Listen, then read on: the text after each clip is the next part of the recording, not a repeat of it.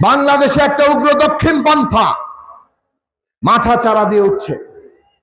এই উগ্র দক্ষিণ পন্থা দেশের ভালো চায় না। একদিকে যেমন জাতিবাদী ফ্যাসিবাদ আমরা মোকাবেলা করেছি, আজকে ধর্মের কোন নাম নিয়ে কোন ফ্যাসিবাদও আমরা সহ্য করব না। যদি সেইটা আমাদের করতে হয়, আমাদের যে ঐক্য, বিএনপির নেতৃত্বে যে ঐক্য, সেই ঐক্য বজায় রাখতে হবে সারা দেশে। এবং সেই ঐক্য বজায় থাকলেই আজকে বাংলাদেশকে একটা গণতান্ত্রিক বাংলাদেশ, সার্বভৌম বাংলাদেশ, সকলের ন্যায্য হিস্সা পাওয়ার বাংলাদেশ, ন্যায় বিচারের বাংলাদেশ হিসেবে আমরা তৈরি করতে পারবো। সেই কাজটা আমরা একসাথে করব।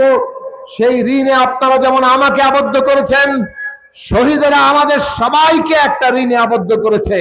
আমরা যা করার জন্য প্রতিশ্রুতি দিয়েছি সেটা আমরা সফলভাবে সবাই মিলে করব। বিকাশ পেমেন্টে 10,000 টাকার বেশি অফার, শপিং চলছে তো।